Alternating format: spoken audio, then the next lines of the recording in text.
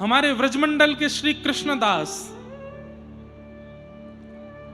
उनका स्वरूप ऐसा था कि वो किसी भी वस्तु को देखते थे। जैसे हमारा मन कैसा है, हम आम देख लेते हैं तो आम देख करके हमारे मुंह में पानी आ जाता है, अरे ये आम तो मैं खा लूं, कितना बढ़िया लगेगा, इसको बढ़िया फ्रिज में रख के ठंडा करके इसको काट करके ऐसे खाऊंगा। कोई सोचता है चूस के खाऊंगा, कोई सोचता है इसकी गुठली खाऊंगा, कोई सोचता है इसका अचार बनाऊंगा। आम को देख करके हम अपने रसना की कितनी भावना सोच लेते हैं। लेकिन कृष्णदास जी की दृष्टि कैसी थी, वो आम की सुंदरता देख करके मन में विचार करते थे, मेरे ठाकुर जी को भोग लगेगा तो उनको कितना सुख मिलेगा, उनको कितना अच्छा लगेगा। कोई व्यक्ति कपड़े देखता है तो कपड़े देख करके तुरंत सोच लेता है मैं पहनूंगा तो कैसा लगूंगा। लेकिन श्री कृष्णदास जी सोचते थे इस छपाई का कपड़ा यदि मेरे ठाकुर जी की पोशाक बनेगी तो कितनी बढ़िया लगेगी।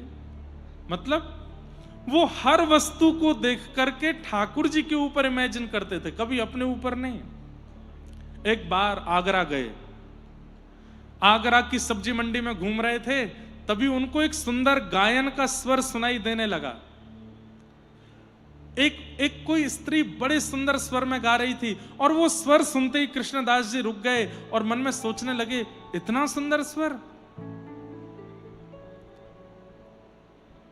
अरे ये स्वर तो मेरे ठाकुर जी के सन्मुख प्रकट होना चाहिए, इस स्वर से तो मेरे ठाकुर जी की सेवा होनी चाहिए।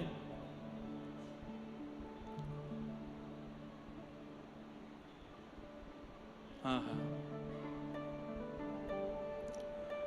सोहि सुहागन प्रिय जाहिरी छे,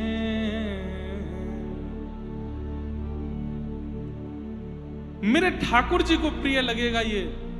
और ये सोच करके श्री कृष्णदास जी उस स्वर का पीछा करने लगे, कहां से ये कोकिल स्वर आ रहा है, इतना मीठा कौन गा रहा है। और ढूंढते ढूंढते ढूंढते जैसे ही एक गली में पहुंचे, गली से अंदर गए, वहां पर देखा एक बहुत सुंदर सा भवन था। और जैसे भीतर गए तो क्या देखते हैं, चारों तरफ मन चले लोग बैठे हैं, कोई पी रहा है, कोई धन लुटा रहा है, कोई वाह वाह कर रहा है, और बीच में एक नगर वैश्या बैठ करके गा रही है। उन सबको रिझाने के लिए गा रही थी, पर उससे कृष्ण भक्त श्री कृष्णदास जी रीझ गए। जब उसने अपना गायन खत्म किया तो कईयों ने उस पर धन लुटाया, कईयों ने कुछ कहा, कोई सोने की मोहर लुटाने लगा। कृष्णदास जी ने तुरंत उसके रूप को देख करके कहा कि इसका गायन तो मेरे श्रीनाथ जी के आगे होना चाहिए।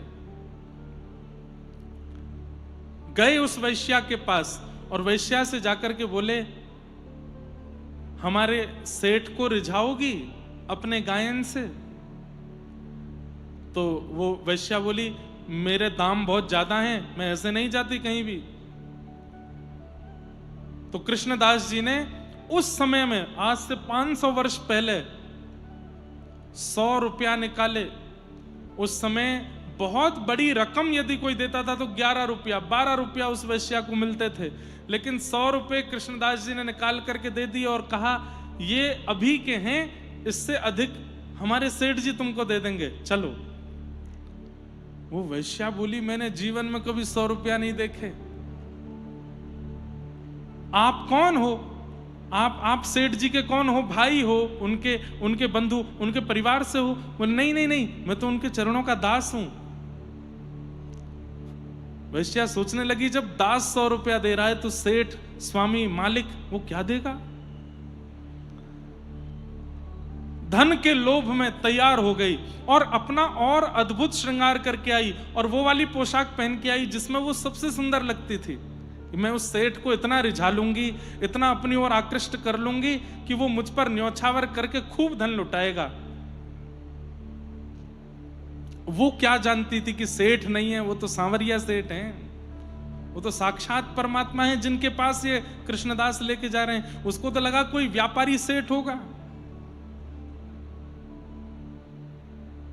निकल पड़ी, कृष्णदास जी से रास्ते भर चर्चा करती हुई जा रही है। कृष्णदास जी बस उसकी ओर देख रहे हैं और ठाकुर जी का स्मरण करके सोच रहे हैं, हे ठाकुर जी इस पर कृपा करना।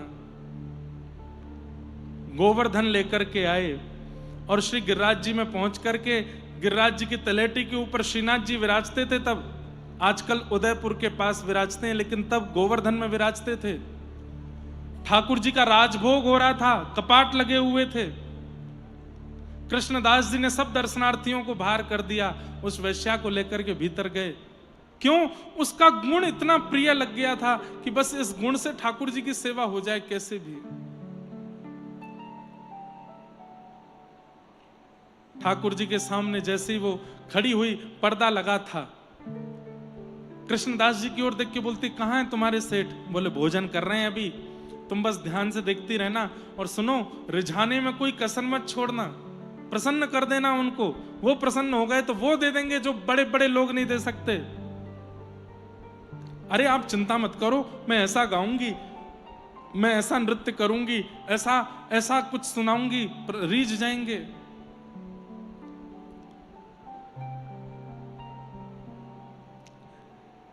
जैसे ही कपाट खुले, उस वैश्या ने नेत्र भर करके जब देखा, एक भुजा ऊपर की ओर, दूसरी भुजा कमर पर है, नेत्र नीचे हैं, मंद मुस्कुरा रहे हैं, सिरपेज धारण किया है, उस पर मोर पिच्छ है, यहाँ पर वंशी जी धारण है, छड़ी जी अपने हाथ के नीचे लगा रखी हैं, पैरों में पाजेब पहनी है, गले में सुंदर वनमाला धारण की है, सुंदर वैजंती माला पहनी हुई है, चंदन की सुंदर सुगंधी से सुगंधित हो रहे हैं। सामने एक पुजारी जी खड़े होकर के सुंदर दीप मालिका से आरती कर रहे हैं। आहा, उस गिरधर छवि को देख करके वो वैश्या दिखती रह गई। उसके मन में आज एक ग्लानि हुई कि मैंने आज तक जीवात्मा को, ये संसार के नश्वर प्राणियों को प्रसन्न किया है, आज तक मैंने संसार के ही लोगों को प्रसन्न किया जो मेरा उपभोग करके मेरा त्याग कर देते हैं। मैंने स्वप्न में भी नहीं सोचा था कि मुझे उसके आंगन में खड़ा कर दिया जाएगा जिसने इस पूरी सृष्टि की रचना की है। ठाकुर जी की रूप माधुरी देखी, उसके बाद कृष्णदास जी को देखा।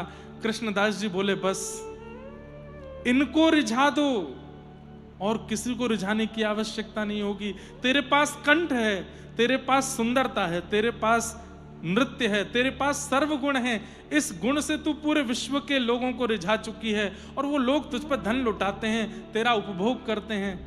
कब तक ये करती रहेगी? इनको रिझा।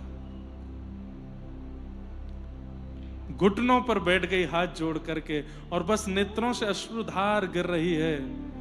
और उस समय वो बोली कि मेरा कंठ अवरुद्ध हो गया, मैं कुछ गा नहीं पा रही हूं और मैं ये सोच रही हूं, हे कृष्णदास जी, मेरा तन तो झूठा हो चुका है, मेरी वाणी झूठी हो चुकी है। और ठाकुर जी उच्छिष्ट का भोग नहीं लगाते, ठाकुर जी तो अमनिया पाते हैं और मैं अमनिया नहीं हूं, मैं तो उच्छिष्ट हो चुकी हूं, अब कैसे सेवा करूं? तब कृष्णदास जी ने पद गाया और उस पद को सुनकर के वह वैश्या नृत्य कर रही है ठाकुर जी के आगे।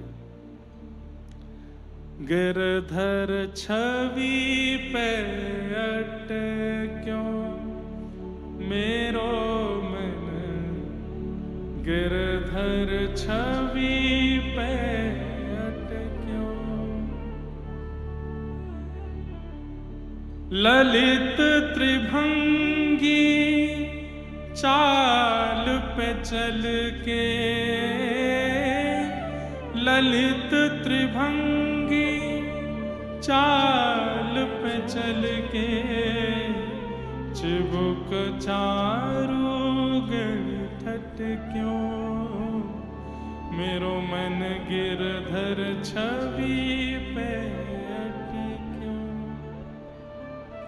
सजल श्याम घन वरण लीन है, सजल श्याम घन वरण लीन है, फिर चित अनत न भटक्यो, मेरो मन गिरधर छवि पे अटक्यो। वैश्या कहने लगी, मैं कैसे पाऊं? मेरा तन उच्छिष्ट, मेरा मन उच्छिष्ट, मेरी वाणी उच्छिष्ट। तब कृष्णदास जी ने अंतिम पंक्ति में एक शब्द गाया है, ध्यान से सुनिएगा। कृष्णदास किए प्राण न्योछावे, कृष्णदास किए प्राण न्योछावे, यह तन जग सिर पट क्यों। कृष्णदास जी कह रहे हैं तेरा तन अपवित्र होगा, तेरी वाणी अपवित्र हो सकती है, तेरी बुद्धि अपवित्र हो सकती है, लेकिन तेरी आत्मा परम पवित्र है। आत्मा को कोई अपवित्र नहीं कर सकता। ऐसा कुछ कर मिल जा श्याम सुंदर से, दोबारा इस संसार की उच्चिष्ट स्थिति में ना आना पड़े। और महाराज तुरंत वो वैश्या खड़ी हुई और ठाकुर श्री गिरधर लाल जी के सामने, श्रीनाथ जी के सामने नृत्य करने लगी, नेत्रों से अश्रुधार गिरने लगी और द्रुत गति से नृत्य करते करते गोल घूमते घूमते घूमते अंत में ठाकुर जी की तरफ दोनों भुजा पसार दी हैं और वहीं तन का त्याग करके आत्मा को बाहर निकाल के ठाकुर जी में विलीन हो गई, मिल गई श्याम सुंदर से। गिरधर छवि पे अटक्यो मेरो मन, गिरधर छवि